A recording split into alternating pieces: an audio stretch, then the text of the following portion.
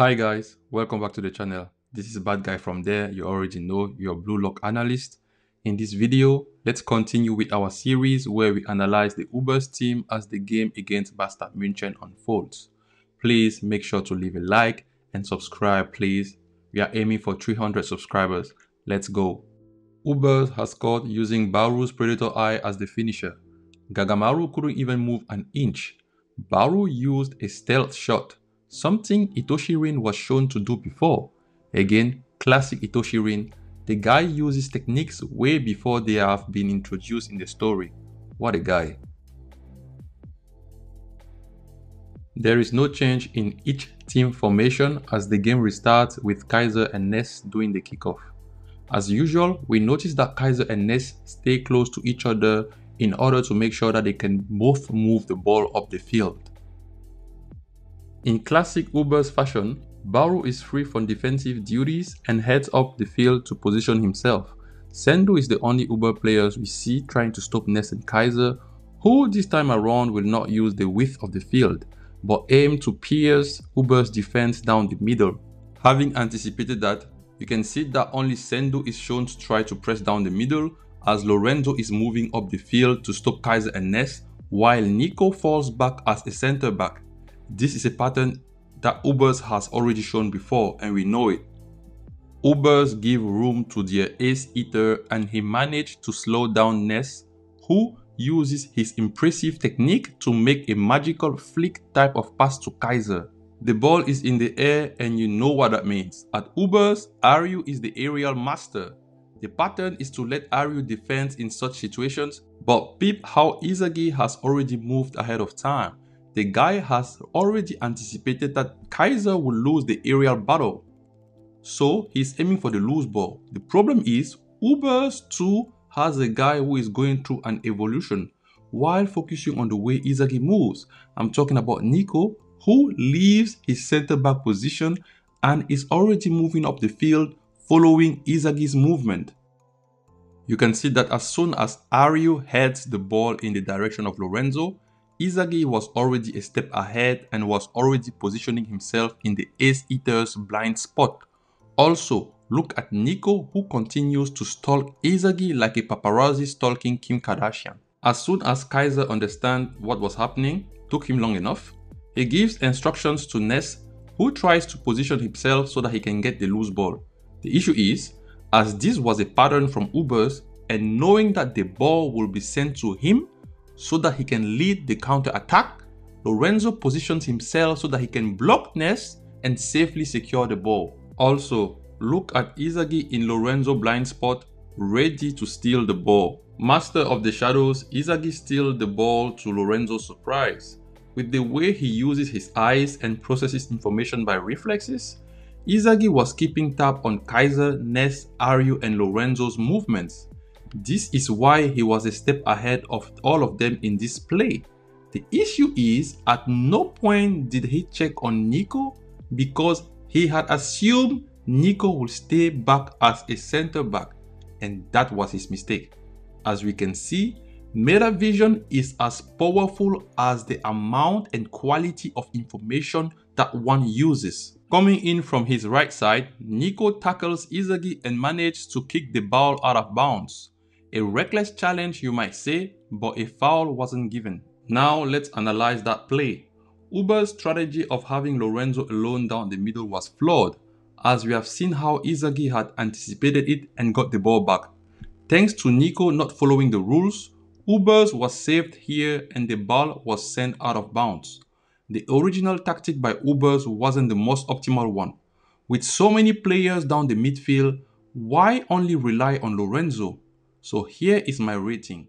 As for the idea, 6.5 out of 10 because it wasn't the most optimal one, yet it would have worked against most opponents who cannot read the game or the field the same way Izagi does. As for the execution, 10 out of 10 because everything was done according to the plan, and if you add the improv by Nico at the end, this was a brilliant play as far as the execution goes. And please guys, if you love this type of content, this type of breakdowns, please don't forget to sub up, please click that subscribe button, click on the bell icon and make sure to leave a like. The game resumes with a throw-in from Bastard München. Grim passes the ball to Ness, who is tightly marked by Rico. Please pay attention to Dark Horse Kunigami, who had positioned himself in Ness's blind spot. Nobody on the field could have seen this one coming. Kunigami steals the ball from his own teammate. Again, Bastard München is as disorganized as ever. Uber's reaction speed is as quick as ever. Sendu shouts and reminds the defense to be wary of Kunigami's middle shot, while Perron and Drago try to block our Dark Horse but fail. Kunigami uses a shot feint into a cut-in and managed to get rid of the two Uber's players. Izagi and Nico had been watching all this time and were waiting for this moment. Nico is playing his role as the last defensive line in the midfield. Lorenzo is keeping Kaiser on COVID-19 lockdown.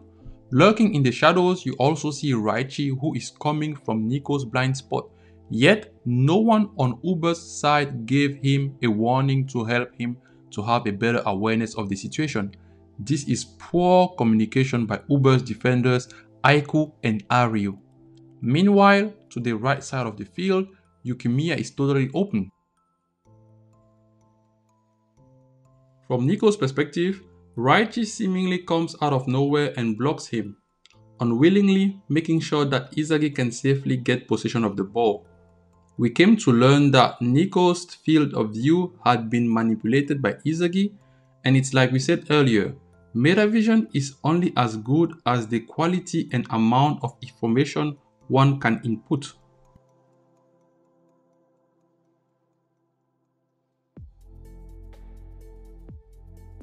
Turns out Aiku too has metavision, which allowed him to react ahead of time, and now he stands on the way of Izagi.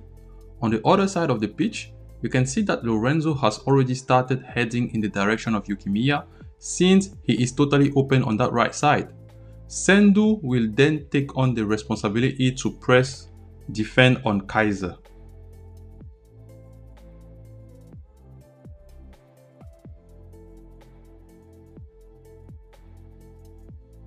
Having no way to score the goal on his own, Izagi decides to make a pass to Yukimiya.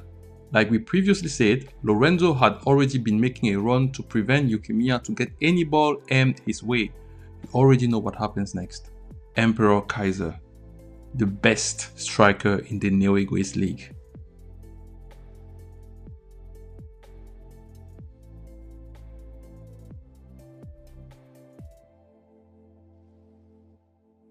What a genius. That goal was unstoppable. It is once again confirmed that besides Lorenzo, nobody on Ubers can stop Kaiser. He's simply way too good. Although Ubers reacted quite well during this whole play, they still conceded a goal.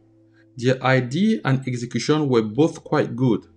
If we ignore the communication issue mentioned earlier, where Aryu and Aiku could have been more vocal to warn Nico about Raichi, Ubers did what they could. The idea to use a cohesive defensive structure with Nico as the last line of defense in the midfield, with Lorenzo on Kaiser and then anticipating Yukimiya, it was brilliant.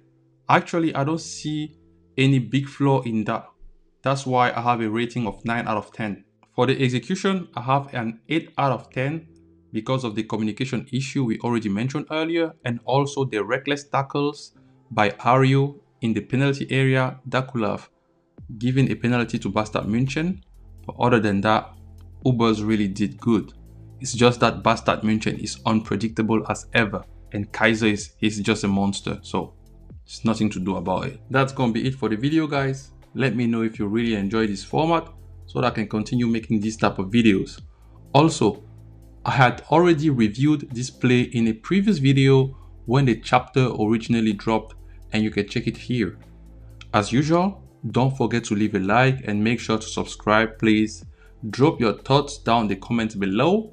I will see you guys in my chapter review that drops later this week, and stay safe. Peace.